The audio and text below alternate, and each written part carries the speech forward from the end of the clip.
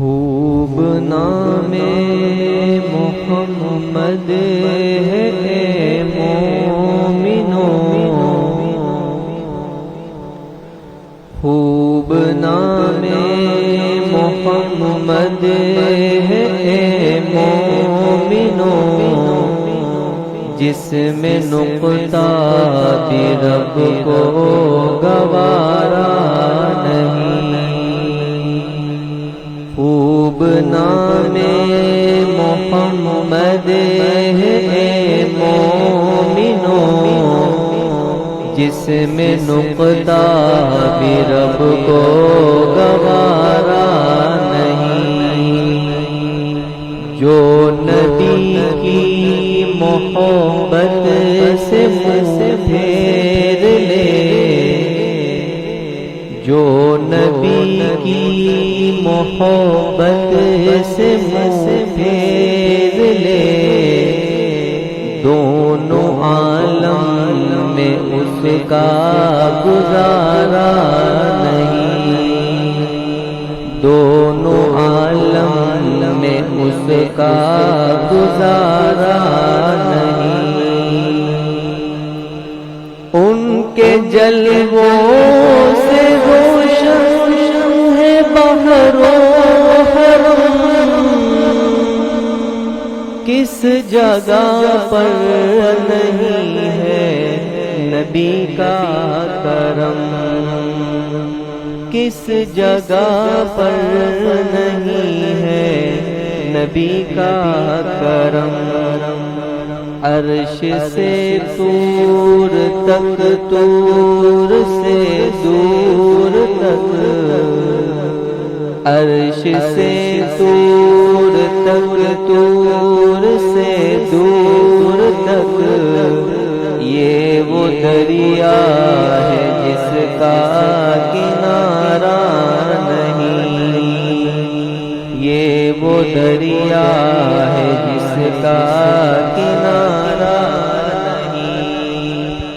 خوب نام محمد ہے اے مومنو، جس میں نقطہ بھی رب کو گوارا نہیں۔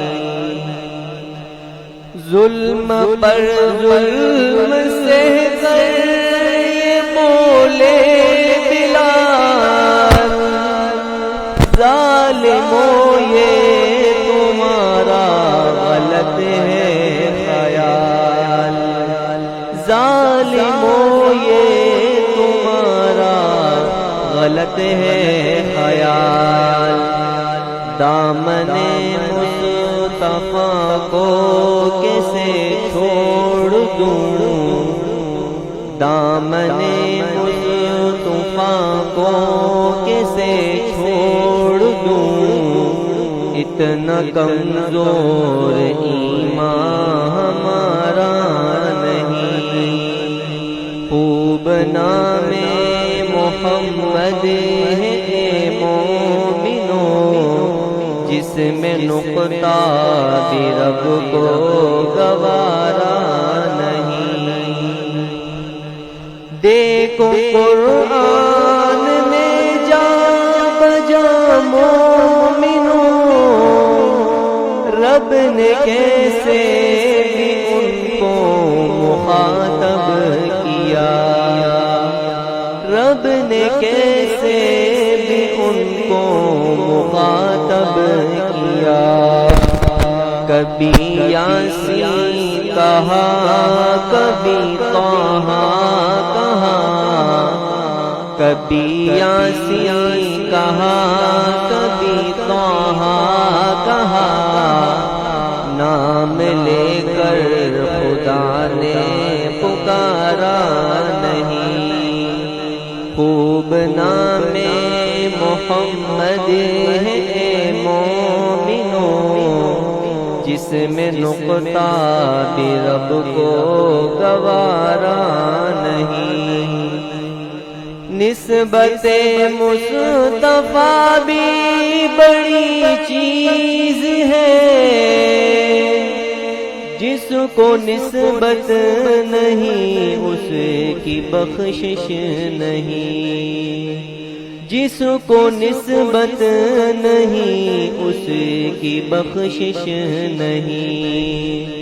خود خدا نے نبی کو یہ فرما دیا، خود خدا نے نبی کو یہ فرما دیا، جو تمہارا نہیں وہ ہمارا نہیں، جو تمہارا نہیں وہ ہمارا نہیں۔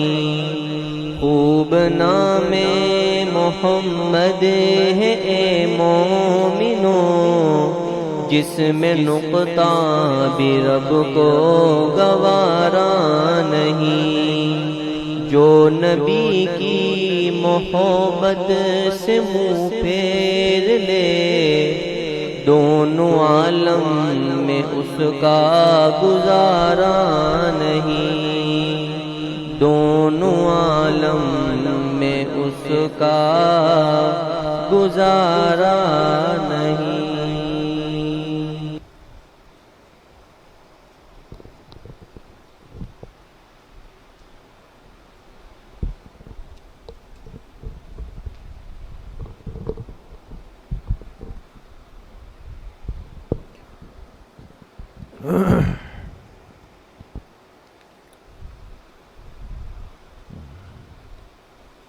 بسم اللہ الرحمن الرحیم،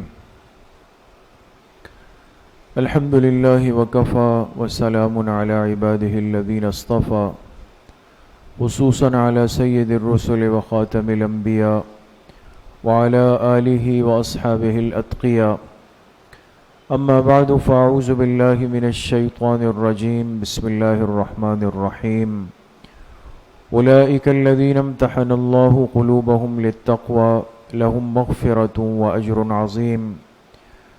وقال رسول الله صلى الله عليه وسلم: من أحبهم فبحبي أحبهم ومن أبغضهم فببغضي أبغضهم۔ صدق الله وصدق رسوله النبي الكريم، يا رب صل وسلم دائما أبدا على حبيبك خير الخلق كلهم۔ تمام حضرات ایک مرتبہ محبت سے درود شریف پڑھ لیں۔ اللہم صل علی محمد وعلی آل محمد کما صلیت علی ابراہیم وعلی آل ابراہیم انک حمید مجید۔ اللہم بارک علی محمد وعلی آل محمد کما بارکت علی ابراہیم وعلی آل ابراہیم انک حمید مجید۔ میرے انتہائی قابل قدر دوستوں، بھائیوں اور بزرگوں، الحمدللہ ہم اس مبارک سلسلے کی تاریخ اسلام کی مجلس نمبر 22 میں آج سب جمع ہیں۔ اللہ تعالیٰ آپ سب کے اس آنے کو، اس بیٹھنے کو، سننے اور سنانے کو اپنی بارگاہ عالیہ میں قبول فرمائیں، اور ہم سب کے ظاہر و باطن کی اصلاح کا ذریعہ بنائیں۔ دین اسلام کی ایک روشن اور مبارک تاریخ کا سلسلہ چل رہا ہے، اور سیرت طیبہ کے بعد الحمدللہ تاریخ کا جو اہم ترین حصہ ہے، یعنی دور خلافت راشدہ، اس کا بیان شروع ہو چکا ہے۔ خلافت راشدہ کے منصب پر جو شخصیت دوسرے نمبر پہ فائز ہوئی اور جن پر مسلمانوں کا، تمام صحابہ اکرام کا اتفاق اور اجماع ہوا، وہ خلیفہ دوم، وہ حضرت عمر فاروق رضی اللہ تعالی عنہ کی شخصیت ہے، اور ان کی غیرت و حمیت وہ ابتدائے اسلام بلکہ اس سے پہلے بھی معروف و مشہور تھی۔ اس لیے جب مسلمانوں کے خلیفہ بنے تو ان کو ایک طویل عرصہ اس منصب پر کام کرنے کا موقع ملا۔ ان کی کل مدت خلافت آپ کے سامنے بار بار عرض ہوئی کہ حضرت عمر کی کل مدت خلافت کتنی ہے؟ 10 سال 6 مہینے اور 10 دن۔ 10 سال 6 مہینے 10 دن تک حضرت عمر رضی اللہ عنہ مسلمانوں کے خلیفہ بنے رہے۔ اس دوران انہوں نے حضور علیہ الصلاۃ والسلام کے مبارک دین کو، آپ کی محنت کو دنیا کے بہت بڑے حصے تک پہنچایا بھی، اور آپ علیہ الصلاۃ والسلام کے لائے ہوئے اس مبارک دین کے نظام کو عملاً بھی نافذ کروایا۔ عملاً بھی دنیا نے دیکھا کہ یہ مبارک دین واقعی اب واحد دین ہے جس میں قیامت تک انسانیت کے لیے نجات رکھ دی گئی ہے۔ تو حضرت عمر رضی اللہ تعالی عنہ کا تذکرہ چل رہا ہے۔ جب حضرت ابوبکر صدیق رضی اللہ عنہ کا انتقال ہوا تو بالاجماع صحابہ اکرام نے ان کی خلافت پر بیعت کر لی۔ ان کی خلافت کے، ان کی زندگی کے دو حصے ہیں۔ ایک حصہ حضرت عمر رضی اللہ عنہ کی زندگی کا ہے جو ولادت تا خلافت ہے، پیدائش سے لے کر خلیفہ بننے تک کی زندگی ہے۔ دوسرا حصہ ہے خلافت تا وفات، جب مسلمانوں کے خلیفہ بن گئے اس دن سے لے کر دنیا سے تشریف لے جانے تک کا جو حصہ ہے، یہ اصل تاریخ کا وہ روشن باب ہے جس کو ایک مسلمان کے لیے سمجھنا آج ضروری ہے، اور اسی پر ہماری بات چل رہی ہے۔ جی، حضرت عمر رضی اللہ عنہ کا زمانہ خلافت 10 سال 6 مہینے اور 10 دن، یعنی تقریباً 10.5 سال انہوں نے دنیا کے ایک بہت بڑے حصے پر حکمرانی کی اور خلافت کے کام کو بہت خوش اسلوبی کے ساتھ انجام دیا۔ جی، آپ کی خلافت پر تمام صحابہ نے بیعت کی، کسی نے اختلاف نہیں کیا، کوئی پیچھے نہیں ہٹا۔ جب خلافت مل گئی تو جو دور خلافت تھا اس نظام کو کیسے چلایا؟ آج کیا وجہ ہے کہ اپنے تو اپنے کافر بھی، غیر مسلم بھی، نہ ماننے والے بھی وہ اس بات کا اقرار کرتے ہیں کہ یہ حضرات ایسے تھے کہ جن کا زمانہ، جن کا دور، جن کی خلافت آئیڈیل بنانے کے قابل ہے، جس سے ہمیں سیکھنے کا موقع مل سکتا ہے۔ اور آپ حیران ہوں گے کہ یہ ہوائی بات نہیں بلکہ ایک تحقیقی بات ہے۔ آج تعلیم و ترقی کا بڑا دورہ ہے، ہر چیز سامنے آتی ہے۔ بہت سارے غیر مسلم ممالک میں ایک قانون ہے، لا ہے، جس کا نام ہی عمر لا ہے۔ عمر لا کہتے ہیں اس کو، یعنی حضرت عمر رضی اللہ عنہ کے بنائے ہوئے قوانین سے آج کی اس تیز رفتار دنیا کے کافر تک متاثر ہے۔ یہ تو ہماری بدنصیبی ہے کہ ہم نے اپنے ان محسنین اور مربیین کی زندگی کو بھی دیکھنا سیکھنا گوارا نہیں کیا۔ دور خلافت شروع ہو گیا۔ جی، سب سے پہلے ایک بڑا تاریخی ایمان افروز خطبہ دیا، اس کے بعد 10 سال 6 مہینے 10 دن کے عرصے میں انہوں نے جو کارنامے یعنی دین کے لیے جو خدمات انجام دی، اور اس آخری دین کو، اس کے کلمے کو دنیا کے کس کس کونے تک پہنچایا، اس پر ہماری بات چل رہی ہے۔ حضرت عمر رضی اللہ عنہ کے دور خلافت کے کارنامے۔ جی، دنیا کے 4 بڑے ممالک عراق، شام، مصر اور افریقہ، یہ حضرت عمر رضی اللہ عنہ کے دور خلافت میں ہی فتح ہوئے۔ تقریباً آدھی دنیا سے زیادہ پر حضور علیہ الصلاۃ والسلام کے مبارک دین کو نافذ کر کے دکھایا۔ پہلے نمبر پہ فتوحات عراق ہے، اور اس کے بارے میں آپ حضرات کے سامنے پچھلی مجلسوں سے بات چل رہی ہے کہ عراق کی طرف سب سے پہلے حضرت عمر رضی اللہ عنہ نے توجہ اس لیے فرمائی تھی کہ عراق ہی وہ علاقہ تھا جس کے ساتھ فارس کی سلطنت لگ رہی تھی۔ فارسی اور ایرانی سلطنت یہ ابتدائے اسلام بلکہ اس سے پہلے سے یہ ایک سپر پاور سمجھی جاتی تھی، اور جب حضور علیہ الصلاۃ والسلام مدینہ منورہ تشریف لائے تو پھر ان کی شرارتیں اپنے عروج پر آ گئی۔ ایرانی سلطنت، فارسی سلطنت چونکہ عراق کے ماتحت چل رہی تھی، اس لیے سب سے پہلے حضرت عمر کی توجہ اس طرف گئی کہ وہ دشمن جو چھپ چھپ کے حملہ آور ہوتا ہے اور جن کے لوگ اندر آ کر جاسوسیاں کرتے ہیں ان کو پہلے کنٹرول اور قابو میں کرنا چاہیے. تو عراق کی طرف سب سے پہلے حضرت عمر نے توجہ فرمائی. جی فتوحات عراق میں سب سے پہلا جو معرکہ ہوا جسے ہم بیان کر چکے ہیں پچھلی مجلس میں، وہ معرکہ قادسیہ تھا.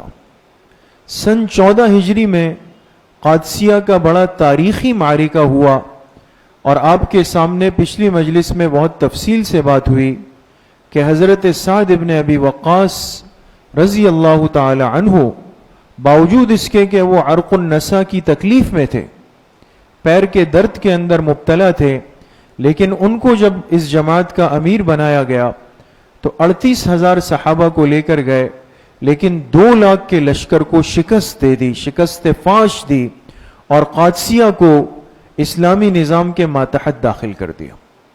اس پہ بات ہو گئی. دوسرے نمبر پہ 16 ہجری سے 19 ہجری تقریباً 4 سال، یہ جو حضرت عمر رضی اللہ عنہ کا دور ہے، اس میں مختلف فتوحات ہوئی ہے. وہ مختلف فتوحات ابھی آپ کے سامنے آ جائے گی. آج انشاءاللہ ہم اس کا بیان شروع کریں گے. اس میں تقریباً 5 حصے فتح ہوئے ہیں، 5 بڑے بڑے معرکے ہوئے ہیں 16 سے لے کر 19 ہجری تک. اور پھر 19 سے 23 ہجری وہ ہے کہ جس میں فتوحات ہوئی اور بالآخر پورا ایران تسخیر کر دیا گیا، سب پر اسلامی نظام غالب ہو گیا. تو آج ہم اس پہ بات شروع کر رہے ہیں 16 ہجری سے 19 ہجری، ان 4 سالوں میں کون کون سی فتوحات ہوئی. جی 16 ہجری سے 19 ہجری تک یہ 6 باتیں آپ دیکھ لیں غور سے. سب سے پہلے جو بڑی تاریخی فتح ہوئی وہ ہے فتح مدائن. کون سی فتح ہوئی؟ فتح مدائن. نظر آ رہا ہے پیچھے والے حضرات کو؟ یہ فتح مدائن ہوئی. اس کے بعد جلولہ علاقہ ہے، اس پہ معرکہ ہوا. اس کے بعد تیسرے نمبر پہ عراق کی ایک انتظامی تقسیم ہوئی، وہ بھی آپ کے سامنے بات آئے گی. پھر اہواز ایک جگہ تھی، وہ فتح ہوئی. پھر رام ہرمز ایک جگہ تھی ایرانی سلطنت میں، یہ فتح ہو گئی. اور سب سے آخر میں نہاوند کا جو علاقہ تھا یہ بھی فتح ہو گیا. 16 سے 19 ہجری تک تقریباً یہ 5 علاقے عراق کے بڑے بڑے یہ فتح ہو گئے. آج کی مجلس میں ہم بات کریں گے فتح مدائن پر. اور مدائن یہ ایرانی سلطنت کا وہ علاقہ تھا جس کو مرکزی حیثیت حاصل تھی، جسے آج کی زبان میں ہم کیپٹل کہتے ہیں، دارالخلافہ. تو اس کو فتح کیا گیا. جی مدائن اس کی کیا حیثیت تھی؟ یہ ایرانی سلطنت کا مرکز تھا. اس کے راستے میں دریائے دجلہ آتا ہے، ابھی آپ دیکھ بھی لیں گے نقشے میں. یعنی اس تک پہنچنا آسان نہیں تھا. درمیان میں ایک مشہور دریائے دجلہ ہے جس کا تذکرہ آپ نے سنا ہوگا، یہ آتا ہے. اچھا، اس دریائے دجلہ کے مغربی جانب ایک علاقہ تھا بحر سیر. اس علاقے کا نام کیا ہے؟ بحر سیر یہ علاقہ تھا. اور مشرقی جانب مدائن پڑتا تھا. تو اس کا کیا مطلب ہوا کہ مدائن تک پہنچنے کے لیے پہلے کہاں جانا پڑے گا؟ بحر سیر. بحر سیر سے ہو کے پھر بیچ میں دریائے دجلہ آئے گا.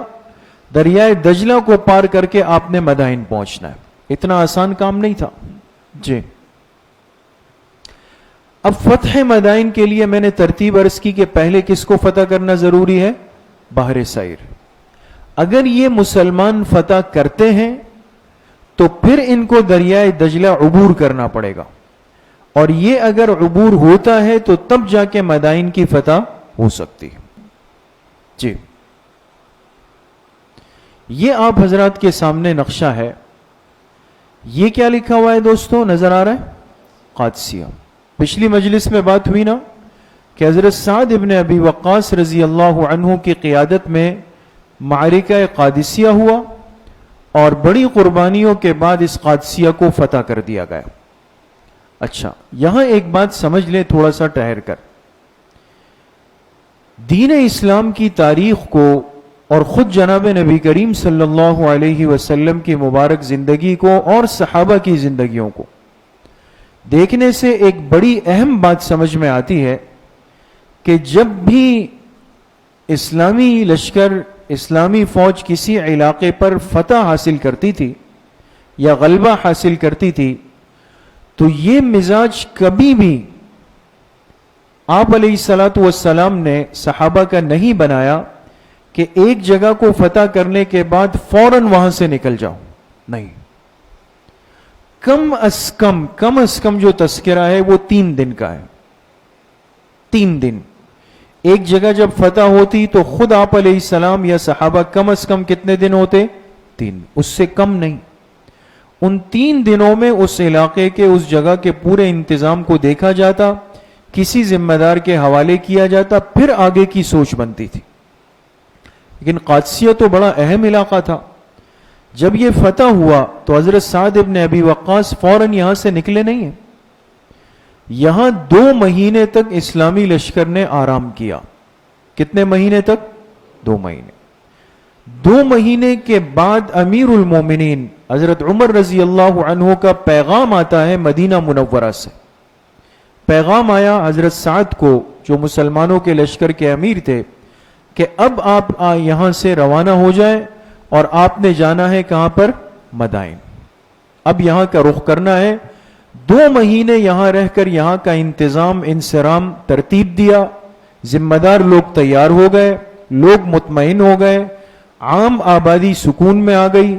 2 مہینے کے بعد اب حضرت سعد ابن ابی وقاص قادسیہ سے روانہ ہو رہے ہیں، اور جو اگلا پڑاؤ ڈالنا تھا وہ مدائن تھا۔ راستے میں ایک جگہ آتی ہے برس۔ اس جگہ کا نام کیا ہے؟ برس۔ جب اسلامی لشکر برس پہنچا ہے تو یہاں ایرانی لشکر کا ایک چھوٹا سا دستہ آیا اور اس نے مقابلے کی کوشش کی، لیکن بآسانی اسلامی لشکر نے ان کو شکست دے دی، ناکام ہو گئے، بھاگ گئے۔ اس کے بعد حضرت سعد گئے، یہ بابل کا علاقہ ہے، بابل مشہور جگہ ہے۔ یہاں جب پہنچے تو پھر ایک چھوٹی سی جماعت آئی، ان کو بھی شکست دی۔ یہاں سے پھر حضرت سعد روانہ ہوئے، یہ کوفئی کا علاقہ ہے، کوفئی کا علاقہ ہے۔ یہاں پہنچے، پھر ایرانیوں کی ایک جماعت آئی، اس کو بھی اسلامی لشکر نے شکست دے دی۔ یعنی گویا راستے میں جاتے ہوئے کتنی جگہ ٹکراؤ ہوا؟ 3 جگہ پہ۔ ایسا نہیں ہوتا کہ آپ نے جو ترتیب اور جو پلاننگ بنائی ہے وہ 100% آپ کے مزاج کے مطابق ہوگی۔ اسلامی لشکر تو سوچ رہا تھا کہ راستے میں جا کے سیدھا مدائن پہنچ جائیں گے، لیکن ایک تاریخ سے یہ بات سمجھ میں آتی ہے کہ ہر مسلمان کو کسی بھی سفر میں، چاہے وہ دین کا ہے، چاہے وہ دنیا کا ہے، چاہے وہ دعوت کا ہے، چاہے وہ جہاد کا ہے، جو بھی سفر ہوگا، راستے میں کسی بھی قسم کے حالات اللہ پاک کی طرف سے آ سکتے ہیں۔ نہ اس سے پریشان ہونا ہے، بلکہ اس کو کس طریقے سے قابو کرنا ہے، ہینڈل کرنا ہے، یہ سمجھنا ایک مسلمان کی اصل سمجھداری اور کامیابی ہوتی۔ 3 جگہ حضرت سعد نے ان لشکروں کو شکست دی اور بالآخر چلتے چلتے اس مقام پہ پہنچ گئے۔ یہ مدائن سے دور کچھ جگہ ہے، اب مدائن جا کر کے فتح کرنا ہے۔ لیکن آپ کے سامنے ابھی بات آئی کہ مدائن سے پہلے ایک علاقہ آتا تھا، اس کا نام کیا تھا؟ بحر سعیر۔ کیا نام تھا؟ بحر سعیر آئے گا، پھر دریائے دجلہ آئے گا، پھر مدائن آئے گا۔ جی، اب یہ آپ دیکھ سکتے ہیں۔ اب مسلمانوں کا لشکر آیا، یہاں پہنچ گیا۔ یہ جو بیچ میں پٹی آپ کو نیلے کلر کی، بلو کلر کی نظر آ رہی ہے، یہ دریائے دجلہ بہ رہا ہے دوستوں، یہ دیکھ رہے ہیں؟ یہ بہت بڑا دریائے دجلہ ہے، آج تک مشہور ہے۔ اچھا، یہ بحر سعیر ہے اور یہ ہے مدائن کا علاقہ۔ مسلمانوں کا لشکر یہاں ڈائریکٹ نہیں جا سکتا، جانے کا ایک ہی حل تھا، بہت غور کریں دوستوں۔ اب آپ یہ بھی کہہ سکتے ہیں کہ بھئی یہاں سے راستہ بنا لیں، ہاں، تو اب ظاہر سی بات ہے کہ دریا عبور کرنے کے لیے اس دریا سے مراد ہماری یہ گلی تو نہیں ہے نا جس میں بارش ہو گئی اور آپ کہے بھئی چند پیر رکھ کے سامنے عبور، دریائے دجلہ ہے۔ اس کے لیے پل بنتے تھے، جیسے آج کل ہوتے ہیں بڑے بڑے پل. یہ جو پل بنا ہوا تھا، یہ آپ دیکھ سکتے ہیں سفید نشان نظر آ رہا ہے جس پہ میں روشنی ڈال رہا ہوں، نظر آ رہا ہے دوستوں؟ یہ وہ پل ہے جو بحر سیر کو ملا رہا تھا مدائن کے ساتھ. تو اس پل تک پہنچنے کے لیے کہاں جانا ضروری ہے؟ بحر سیر. اسلامی لشکر یہاں پہنچا اور ایرانی لشکر نے آپس میں قسمیں کھائی، طے کیا سب کو بٹھا کر کہ کچھ بھی ہو جائے مسلمانوں کو بحر سیر اندر نہیں آنے دیں گے، ڈٹ کر مقابلہ کریں گے. حضرت سعد ابن ابی وقاص رضی اللہ عنہ چونکہ بڑے جنگی مہارت رکھنے والے صحابی تھے، وہ سمجھ گئے. انہوں نے جب اس پورے علاقے کے دروازے بند کر دیے تو یہ سمجھ گئے کہ ان کا موڈ ٹھیک نہیں ہے، یہ ہمیں اندر نہیں آنے دینا چاہتے. تو انہوں نے کیا کیا کہ پورے اس علاقے کا چاروں طرف سے اس دریا کے علاوہ جتنا علاقہ تھا اس کا گھیراؤ کر دیا، صحابہ کی جماعت کو بالکل چاروں طرف بٹھا دیا اس کے ارد. اب ظاہر سی بات ہے کہ انسان کتنا بھی راشن رکھ لے، اسباب کر لے، ایک دن ختم ہو جاتا ہے، وہ ضرورت تو پڑنی تھی. یہ لوگ اندر محاصرہ کر کے بند ہو گئے اور کئی دن تک یہ محاصرہ رہا، طویل عرصے. بالآخر ایک صحابی نے یہاں کوشش کی کہ کوئی راستہ مل جائے اندر جانے کا. کوئی نہ کوئی خفیہ راستے ہر قلعے اور ہر علاقے کے لیے بنائے جاتے تھے. تو ایک صحابی کو ایک دن اس بحر سیر کی فصیل تھی. فصیل سمجھتے ہیں دوستوں؟ فصیل کہتے ہیں قلعے کی دیوار کو، قلعے کی دیوار فصیل ہوتی ہے. ان کو ایک چھوٹی سی جگہ نظر آ گئی اور وہ جب اس جگہ سے اندر ہوئے اپنے جسم کو سمٹ کر تو پتہ چلا کہ میں تو بحر سیر کے اندر کھڑا ہوں. اوہ، راستہ مل گیا. جا کے سیدھا اپنے امیر حضرت سعد ابن ابی وقاص کو بتا دیا. انہوں نے خاموشی کے ساتھ رات کے اندھیرے میں چند حضرات کو اس صحابی کے ساتھ کیا جو دبلے پتلے جسم والے نحیف تھے کہ اس سوراخ سے اندر داخل ہونا شروع ہو جاؤ.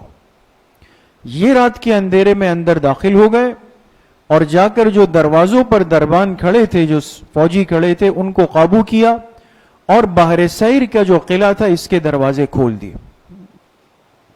جب دروازے کھول دیے تو پورا جو مسلمانوں کا لشکر تھا وہ ان دروازوں سے بحر سیر کے اندر داخل ہو گئے.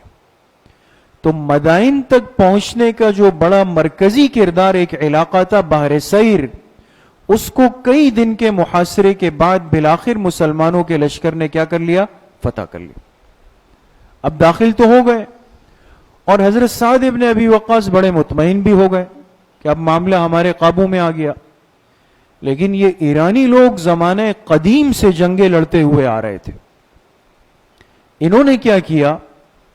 ایک تو انہوں نے یہاں پر مقابلہ نہیں کیا، سمجھ گئے کہ مقابلہ تو نہیں ہو سکتا، لہذا کیا کیا؟ فوراً اس پل والے راستے پر آئے جہاں سے پل جا رہا تھا مدائن میں.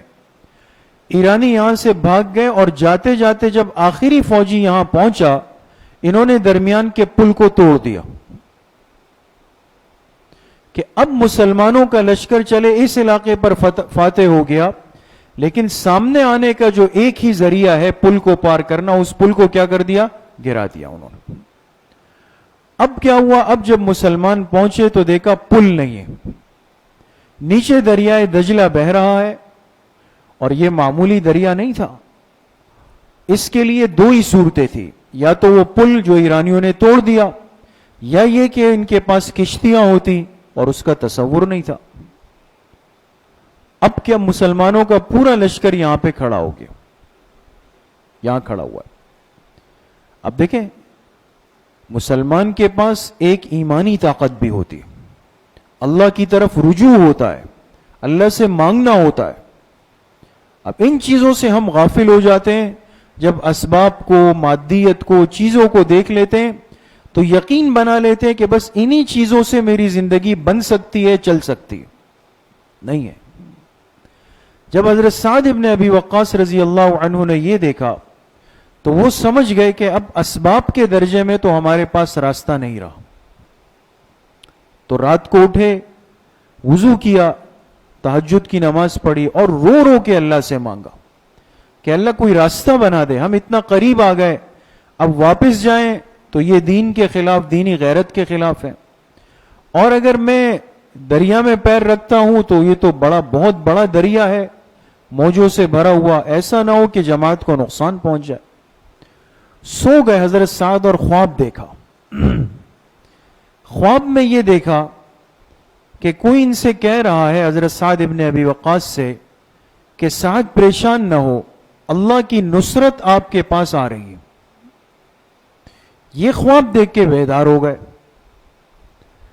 اب بہت سوچا کہ اس خواب کی تعبیر کیا ہے، تو ذہن میں ایک ہی بات آئی کہ ہمارے اور مدائن میں ان کافروں کے مرکز کے درمیان حائل یہ کیا ہے؟ صرف دریائے دجلہ، اور اس کو پار کرنے کے لیے ہمارے پاس اسباب نہیں ہے۔ اور ایک نیک خواب میں نے دیکھا جس میں ایک اشارہ ہے کہ اللہ کی مدد آپ کے پاس آ رہی ہے۔ اس کا مطلب یہ ہے کہ ہمیں اسباب سے ہٹ کر اللہ کی ذات پر یقین کر کے اس دریا میں پیر رکھ دینے چاہیے۔ یہ معمولی فیصلہ نہیں ہے دوستو۔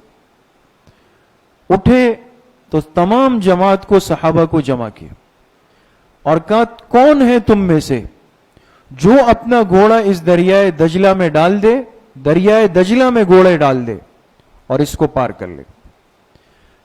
پہلی آواز پر 200 صحابہ اکرام اٹھ گئے، تیار ہو گئے کہ ہم تیار ہیں اس میں۔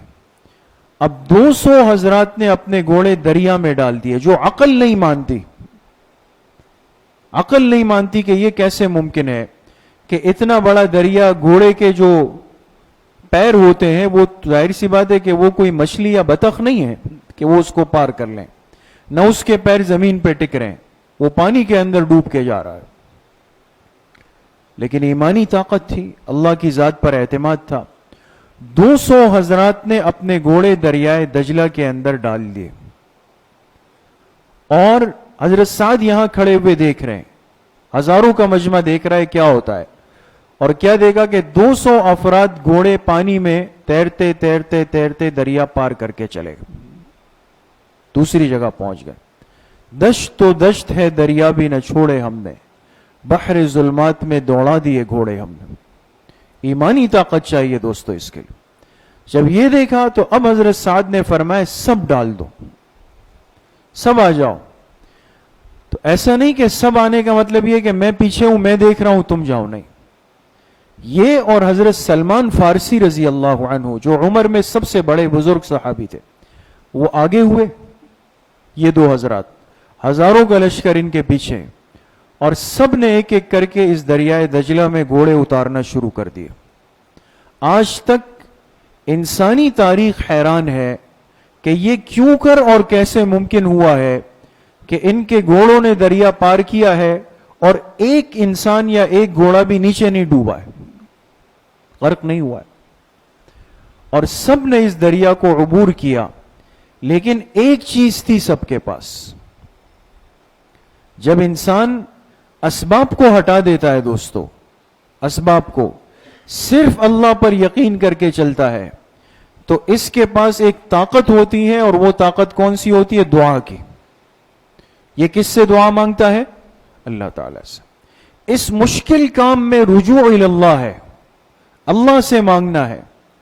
اب یہ ہزاروں کا لشکر جا رہا ہے، اور اس دوران ان سب کی زبان پر ایک دعا ہے، وہ دعا پڑھتے ہوئے جا رہے۔ وہ دعا کون سی ہے؟ جی آگے جائے، آگے یہ دیکھیں، بڑی اہم دعا ہے دوست۔ دریا پار کرتے ہوئے اسلامی لشکر کیا دعا مانگ رہا ہے؟ نستعین باللہ ونتوکل علیہ حسبنا اللہ ونعم الوکیل ولا حول ولا قوة الا باللہ العلی العظیم۔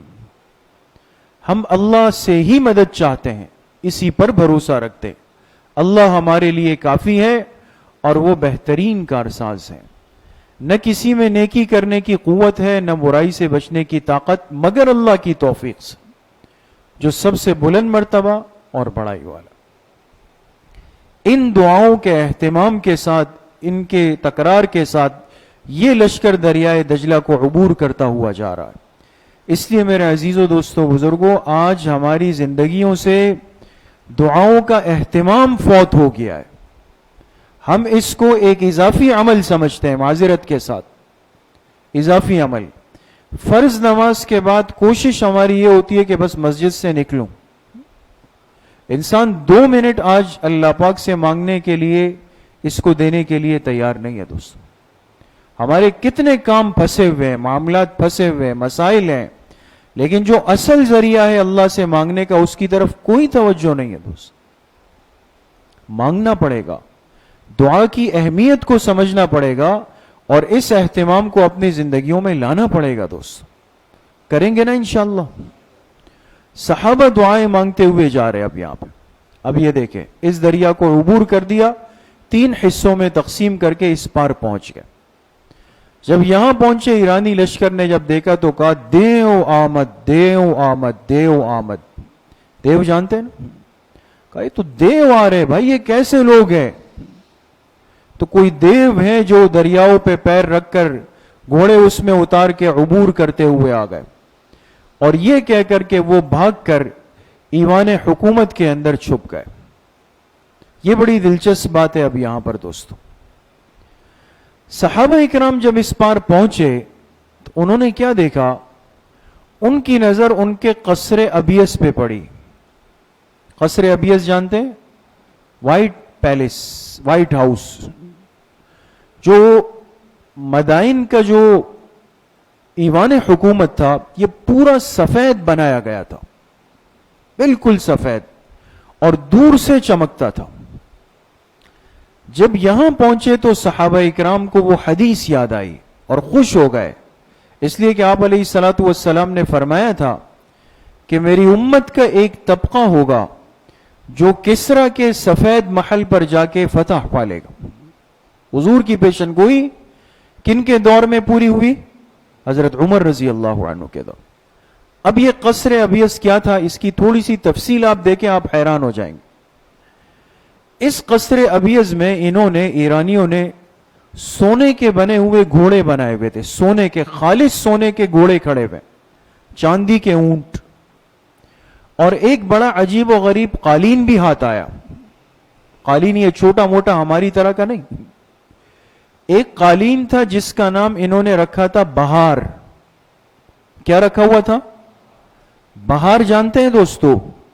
4 موسموں میں ایک موسم آتا ہے، اس کو کیا کہتے ہیں؟ موسم، جس میں ہر طرف ہریالی ہے اور ایک اچھا ماحول بنتا ہے. اب ان کی شاہانہ زندگی تعیش سے اتنی بھری ہوئی تھی ایرانیوں کی کہ انہوں نے ایک قالین بنایا جس کا نام تھا بہار. اب جب موسم بہار گزر جاتا نا، حقیقت میں اس کے بعد خزاں آئی ہے. خزاں میں درختوں سے پتے جھڑیں گے، ہریالی ختم ہو جائے گی، اور موسم مزاج کے مطابق نہیں ہوگا. تو یہ لوگ کیا کرتے ہیں؟ اس قالین کو نکال کے بچھا دیتے. چھوٹا قالین نہیں، بہت بڑا قالین. اور اس قالین کی جو بیس تھی نا، نیچے بنیاد، جیسے ہم کپڑے سے یا روئے سے بناتے ہیں، یہ پورا قالین سونے کے تاگوں سے بنا ہوا تھا، پورا خالص سونے سے. اور اس میں طرح طرح کے درخت اور میوے لگے ہوئے، وہ سب کے سب سونے اور چاندی کے. گویا کہ اس قالین سے مصنوعی طور پہ بہار کا مزہ لیتے تھے. دیکھیں کفر کی زندگی کو آپ دیکھیں نا، ان کو چونکہ اس دنیا میں ہی سب کچھ چاہیے، کہ جو کچھ ہے، عیش و عشرت ہے، راحت ہے، آرام ہے، وہ اس دنیا میں ہو جائے. لہذا تھوڑا سا اگر وہ ہٹ جائے تو اس کے لیے کوئی دوسرا راستہ تلاش کرنا ہے، مصنوعی بنانا ہے.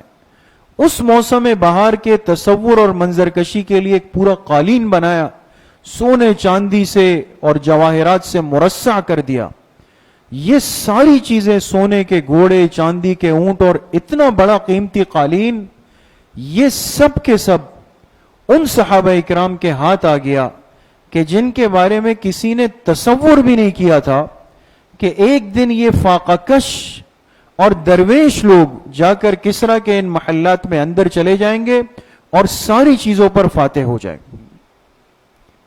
اللہ کے دین کی نصرت تھی، ان سب کو قبضے کے اندر لے لیا اور حضرت سعد ابن ابی وقاص رضی اللہ عنہ کے پاس ساری چیزیں لا کر جمع کراتی گئی.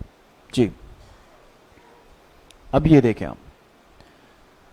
اور اس ایوان حکومت میں جب داخل ہو گئے تو مدائن جو علاقہ تھا یہ مسلمانوں کے قبضے میں آ گیا اور اس پر فتح ہو گئے.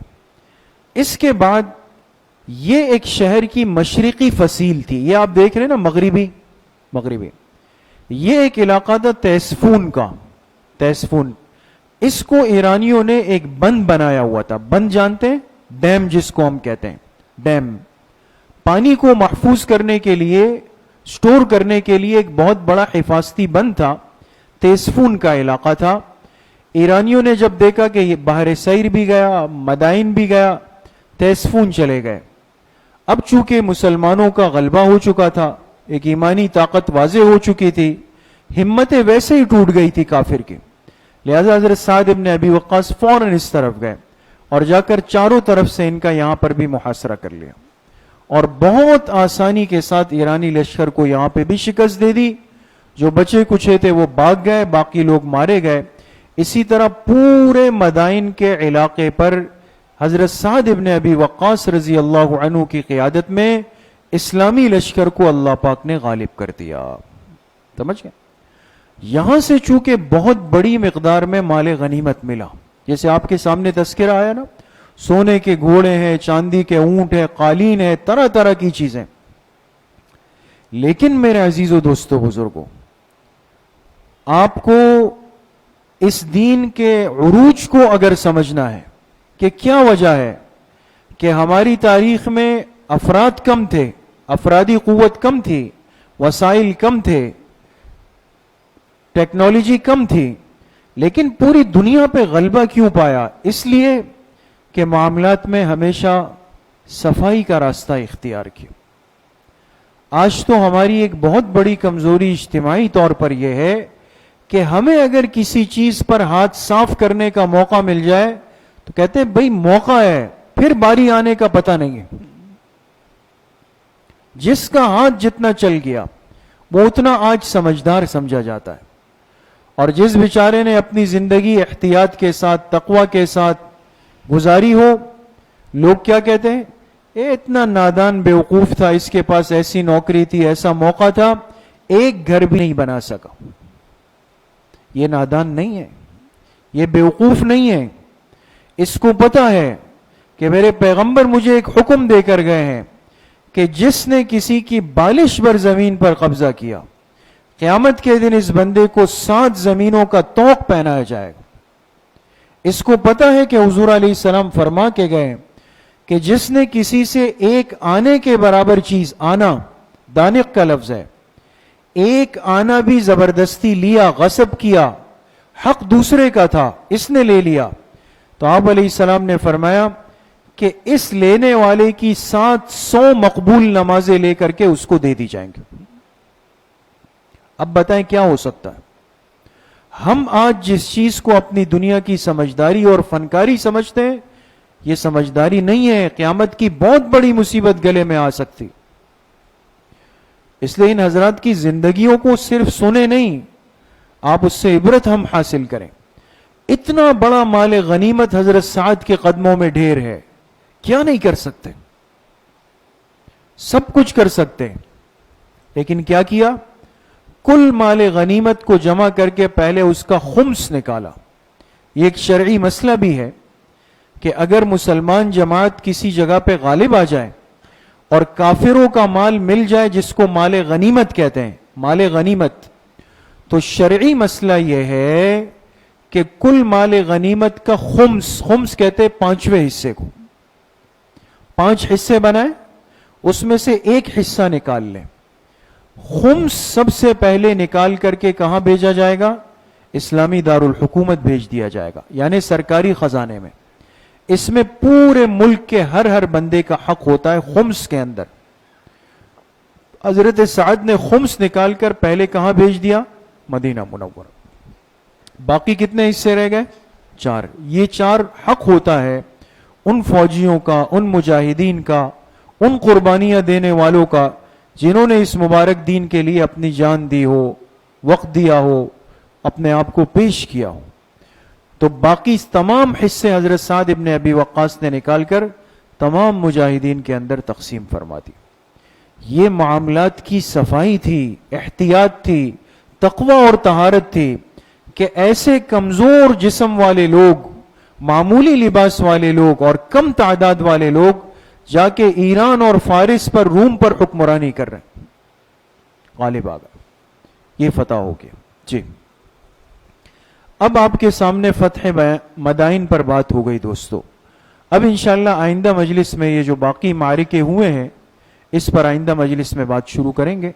اللہ پاک مجھے بھی آپ سب کو صحیح عمل کی توفیق نصیب فرمائے۔ وآخر دعوانا ان الحمدللہ رب العالمین۔ الحمدللہ رب العالمین والصلاة والسلام علی سید الانبیاء والمرسلین سیدنا و مولانا۔